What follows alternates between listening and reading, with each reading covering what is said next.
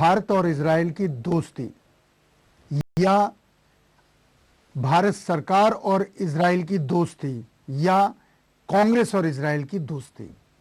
हम इजराइल और भारत के रिश्तों के राज के ऊपर से आज पर्दा हटाएंगे, जिसे सुनकर, जिसे देखकर आप दंग रह जाएंगे।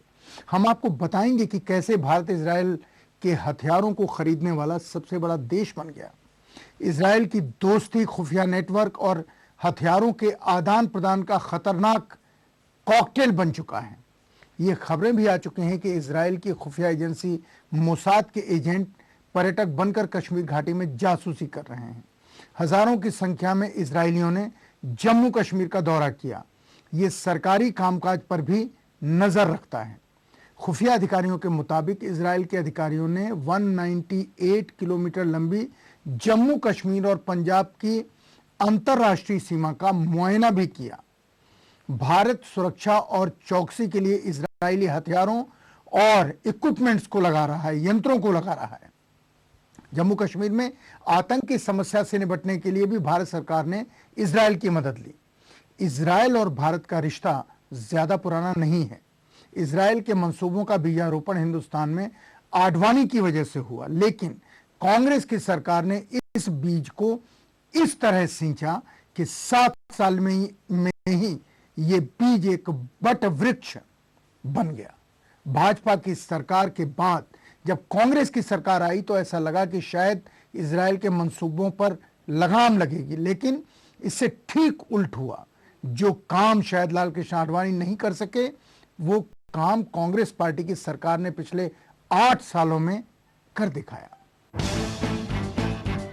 इजराइल के अखबारों में भारत इजराइल दोस्ती की कहानियां धड़ल्ले से छप रही हैं।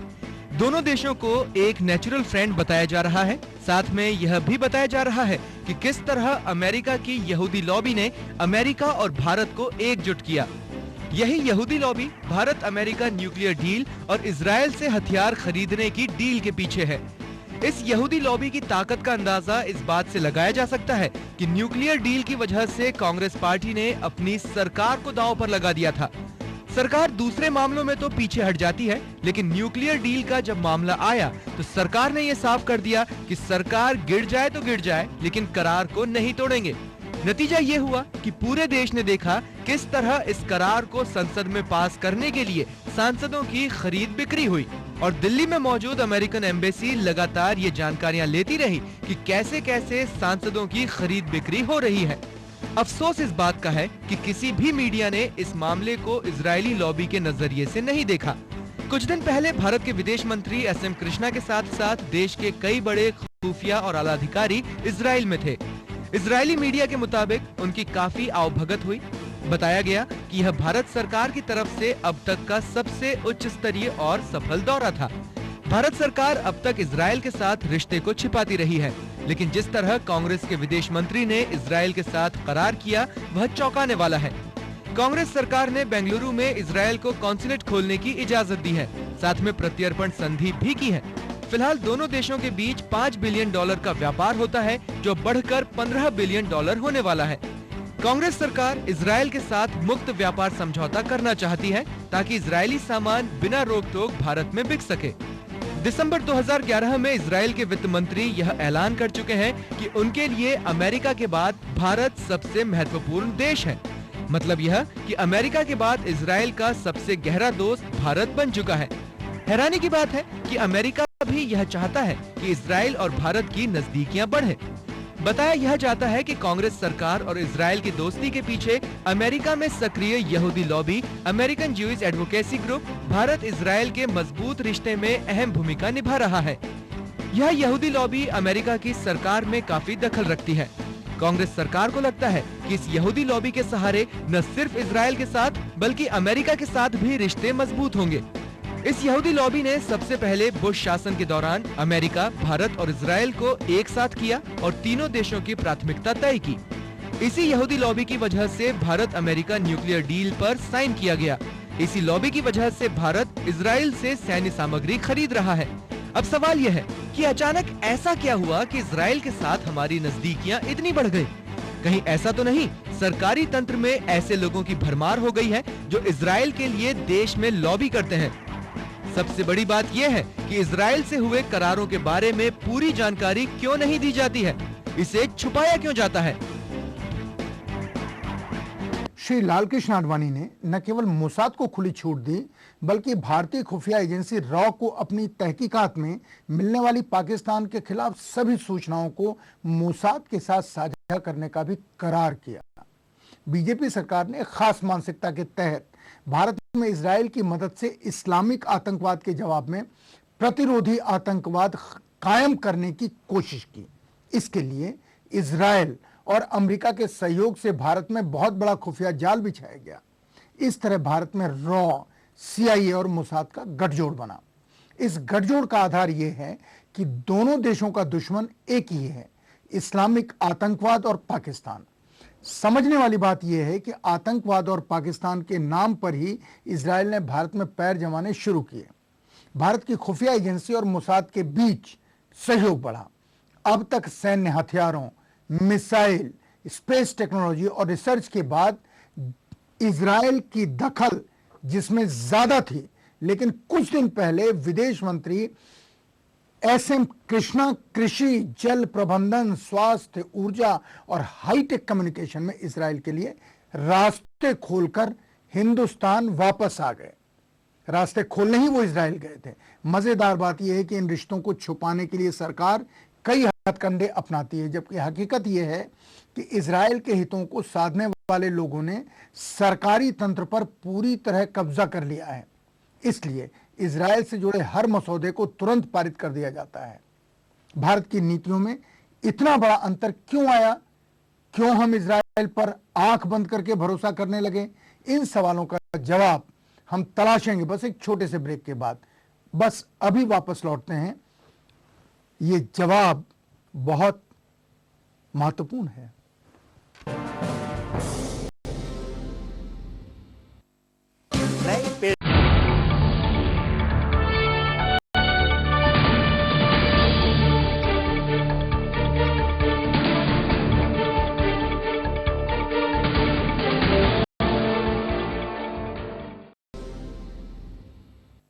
ब्रेक के बाद दो टूक में आपका स्वागत है। भारत इजराइल के रिश्तों के राज खोलने की कोशिश कर रहे हैं। ब्रेक से पहले हमने आपको बताया कि कैसे कांग्रेस सरकार ने इजरायली हथियारों के लिए अपने दरवाजे खोल दिए। हमने आपको यह भी बताया कि भारत अमेरिका न्यूक्लियर डील के पीछे यहूदी लॉबी का हाथ था। अब हम आपको बताते हैं इजरायली हथियारों की खरीद में तेजी क्यों आई। दरअसल इजराइल कई सालों से सरकारी तंत्र में अपने पैर जमा चुका है। मुंबई हमले के बाद भारत सरकार को इजराइल की याद आई। पूरे देश में चौकसी रखने वाले हाईटेक यंत्रों का ठेका इजराइल को दे दिया। समझने वाली बात यह है कि ये यंत्र सॉफ्टवेयर बेस्ड होते हैं। दोनों देशों की सरकारों में नजदीकियां इतनी हैं कि इन यंत्रों को चलाने और मेंटेन करने में दोनों ही देशों की खुफिया एजेंसियां एक साथ काम करती हैं। मतलब ये कि इन यंत्रों से प्राप्त जानकारी भारत सरकार के साथ साथ इजराइल के पास भी होती है। इसका गलत इस्तेमाल हो सकता है। देश के कई मुस्लिम संगठनों ने इसके खिलाफ आवाज भी उठाई, लेकिन सरकारी तंत्र पर इजराइल की पकड़ इतनी मजबूत है कि देश की सरकार को इन खतरों की परवाह ही नहीं है। जनवरी 2009 में भारत ने इजराइल से 3 airborne warning and control system लिए, जिनका इस्तेमाल भारत पाकिस्तान की गतिविधियों पर नजर रखने के लिए करेगा। कांग्रेस के शासनकाल में सत्ता के अलग अलग केंद्रों पर यहूदी समर्थक अधिकारियों और विशेषज्ञों का कब्जा हुआ। छात्रों का एक दूसरे के देश में जाने का सिलसिला तेज हुआ। देश भर में ऐसे रिसर्च इंस्टीट्यूट का जन्म हुआ जिनका एकमात्र काम ये था कि देश में असुरक्षा की स्थिति को बढ़ा चढ़ाकर पेश करके हथियार खरीदने के लिए जमीन तैयार की जाए। कुछ ऐसी खबरें भी आईं कि इजराइल के साथ हुए रक्षा सौदों में 9% कमीशन की भी बंदरबांट हुई। इसके बाद भाजपा की सरकार ने इजराइल से हथियार खरीदने का सिलसिला शुरू किया। इन डीलों से आए कमीशन और किक बैंक की भी खबर आई। हैरानी की बात तो यह है कि ना तो किसी ने इस मामले की तहकीकात करने के बारे में सोचा और ना ही इसकी जरूरत समझी। खबरें आईं और चली गईं। क्या हमारे देश का सरकारी तंत्र इजराइल के सामने इतना असहाय हो गया है कि इससे जुड़ी किसी भी गड़बड़ी की तहकीकात करने की जरूरत नहीं समझी जाती। क्या अधिकारी इजराइल का नाम सुनते ही मामले को दबा लेते हैं? अगर नहीं तो इजराइल के साथ हुए रक्षा सौदे पर जांच के बारे में देश की जनता को क्यों नहीं बताया गया? इसका मतलब साफ है कि मौसाद के पैर भारत में इतने जम चुके हैं कि वो हमारे ही तंत्र का इस्तेमाल करता है और हमारी सरकार को कानो कान खबर तक नहीं होती। रक्षा सामग्री का निर्यात इजराइल की आमदनी का मुख्य जरिया है। हैरानी की बात यह है कि भारत इजराइल से हथियार खरीदने वाला सबसे बड़ा देश बन चुका है। अब ये सोचने वाली बात है कि ये कमाल कैसे हुआ? जिस देश के साथ हमारे संबंध को अभी कुछ ही साल हुए हैं, उसके हम इतने गहरे दोस्त कैसे बन गए? हमारे देश में जिस तरह से हथियार खरीदे जाते हैं, उससे तो यही लगता है कि बिचौलियों की भूमिका बहुत अहम है। इसका मतलब तो साफ है कि ये मामला सिर्फ दोनों देशों के विदेश और रक्षा मंत्रालयों के बीच तक सीमित नहीं है। सबसे बड़ा सवाल यह है कि इजराइल भारत के साथ क्यों नजदीकियां बढ़ाना चाहता है? दोनों देशों की रणनीति क्या है और दोनों देशों को इससे क्या फायदा मिलने वाला है? इजराइल और भारत की नीतियों के केंद्र में है पाकिस्तान की तबाही और जम्मू कश्मीर की आजादी। सुरक्षा अधिकारी बताते हैं कि इस गठजोड़ का मकसद मिलजुल कर इस्लामिक आतंकवाद के खतरे से निपटना और पाकिस्तान का सफाया करना है। इस गठजोड़ का आधार यह है कि दोनों देशों का दुश्मन एक ही है, मतलब इस्लामिक आतंकवाद और पाकिस्तान। भारत सरकार ने इजराइल और अमेरिका के साथ मिलकर आतंकवाद और पाकिस्तान के खिलाफ स्ट्राइक एंड क्रश यानी हमला करने और कुचलने की नीति बनाई। इस तरह भारत ने मौसाद में अपने पैर जमाने शुरू किए। भारत की खुफिया एजेंसी और मौसाद के बीच सहयोग बढ़ा। ये काम आडवाणी ने शुरू किया था, लेकिन इसे कांग्रेस अंजाम तक पहुंचा रही है। इस्लामिक आतंकवाद के खिलाफ लड़ने के नाम पर भारत और इजराइल में नजदीकियां इतनी बढ़ गई हैं कि दोनों ही देश एक दूसरे की समस्या को समझते हैं, मिलजुल कर इसका हल भी निकालते हैं। मीडिया में क्या कहना है और किन चीजों से बचना है, सब योजनाबद्ध तरीके से अंजाम दिया जाता है। इसमें इजराइल की खुफिया एजेंसी मौसाद और भारत सरकार के अधिकारी शामिल होते हैं। ये कहना गलत ना होगा कि इजराइल को भाजपा ने भारत में पैर रखने की जगह दी, लेकिन कांग्रेस ने उसे पूरी छूट दे दी है। इजराइल से खबर आई कि फाल्कन डील के साथ साथ इजराइल भारत में आर्टिलरी शेल को बनाने वाली 5 फैक्ट्रियां लगाएगा। इसके अलावा कांग्रेस सरकार ने आंध्र प्रदेश में इजराइल की सॉफ्टवेयर कंपनियों को खुली छूट दे रखी है। इजराइल यहां न सिर्फ रिसर्च प्रोजेक्ट लगा रहा है, बल्कि हैदराबाद को एक सॉफ्टवेयर हब बनाना चाहता है, जहां रक्षा और चौकसी के हाईटेक यंत्रों को बनाया जाएगा। नोट करने वाली बात यह है कि आंध्र प्रदेश में भी कांग्रेस की ही सरकार है। इस पर $250 मिलियन का खर्च आएगा। भारत अब तक इजराइल से naval craft, electronic warfare system, pilot रहित विमान के साथ साथ सेना के आधुनिकीकरण के नाम पर कई खतरनाक हथियार खरीद चुका है। बताया यह जाता है कि इन सब के अलावा सरकार ने इजराइल के साथ खुफिया तरीके से cruise missile, micro satellite system और लेजर गाइडेड सिस्टम इसका भी करार कर लिया है। अब सवाल यह है कि भारत सरकार ने इजराइल की हथियार कंपनियों को देश में फैक्ट्री लगाने की अनुमति क्यों दी? क्या इन विषयों पर कभी संसद में चर्चा हुई? एक ब्रेक लेते हैं और ब्रेक के बाद आपको बताएंगे कि इजराइल के साथ भारत के रिश्ते की असलियत क्या है। बस थोड़ा सा इंतजार।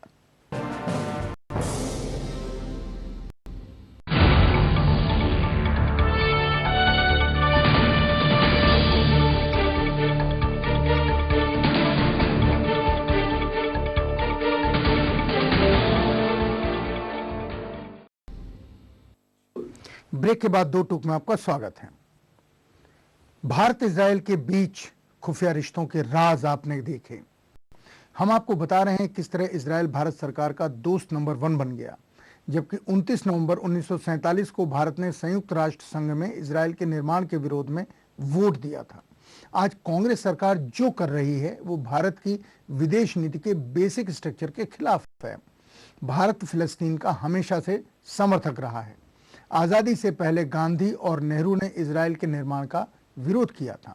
इजराइल के साथ भारत के रिश्ते कैसे हैं, ये 1948 से ही गुप्त रहा। यही वजह है कि दोनों देशों को अपने अपने दूतावास खोलने में 44 साल लग गए।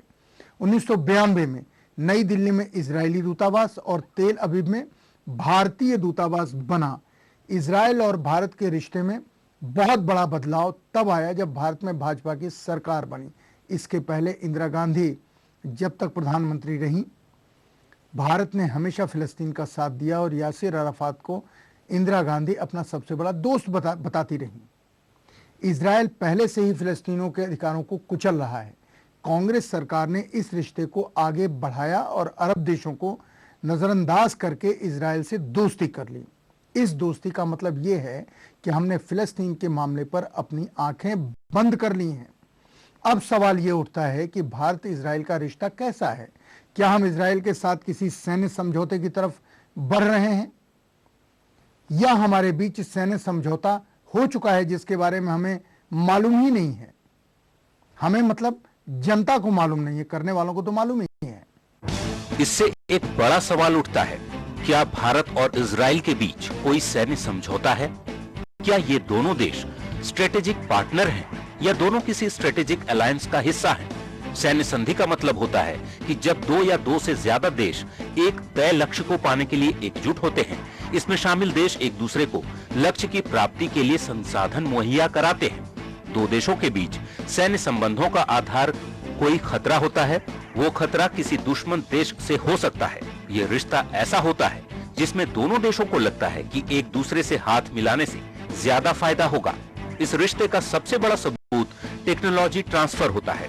टेक्नोलॉजी ट्रांसफर का मतलब यह है कि दोनों देश जब कोई यंत्र या हथियार बेचते हैं तो साथ में उसे बनाने की तकनीक को भी दे देते हैं। ये तब होता है जब दोनों देशों का कोई दीर्घकालिक एजेंडा हो। इसका मतलब ये भी है कि दोनों देशों का अंतर्राष्ट्रीय राजनीति पर एक नजरिया है। इजराइल भारत संबंध के बारे में जितनी जानकारी अब तक बाहर आई है, उससे यही लगता है कि दोनों देशों के बीच स्ट्रेटेजिक पार्टनरशिप यानी सैन्य समझौता तो नहीं हुआ है।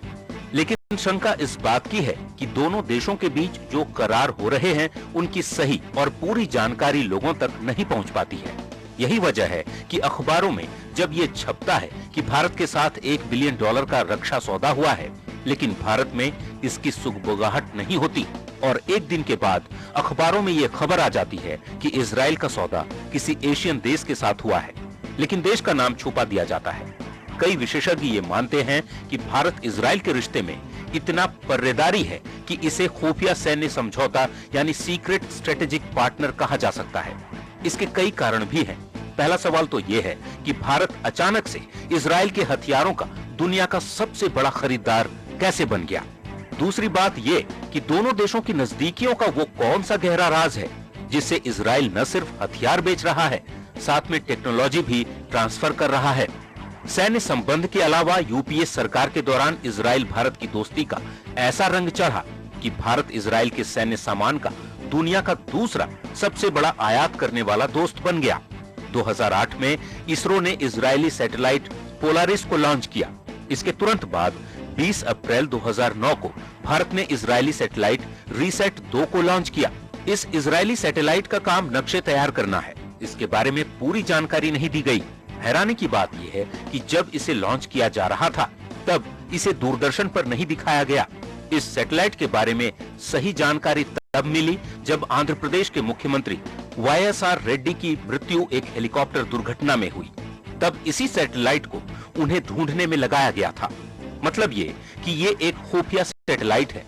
वैसे सरकार को ये बताना चाहिए कि इन सैटेलाइट के अलावा कांग्रेस सरकार के दौरान इजराइल के कितने खुफिया सैटेलाइट को भारत से लॉन्च किया गया, जिनका काम इस्लामिक देशों पर नजर रखना है। इसके अलावा 2008 में कांग्रेस सरकार ने जमीन से हवा में मार करने वाली स्पाइडर मिसाइल को साथ मिलकर बनाने का करार किया था।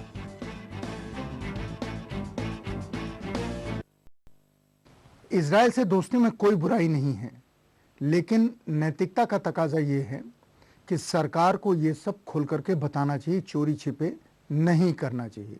सरकार को बताना चाहिए कि वो अब इजराइल के साथ और अमेरिका के साथ खुलकर खड़ी है। वो इजराइल और अमेरिका के हितों को अपना सबसे बड़ा हित मानती है। वो वही करना चाह रही है जो भारतीय जनता पार्टी करती। कांग्रेस को या भारत की सरकार को इतनी हिम्मत आ गई, सरकार गिरने का खतरा मोल लेकर भी न्यूक्लियर डील हुआ, क्योंकि इससे इजरायली बेस्ड पूंजीपतियों का फायदा होने वाला था।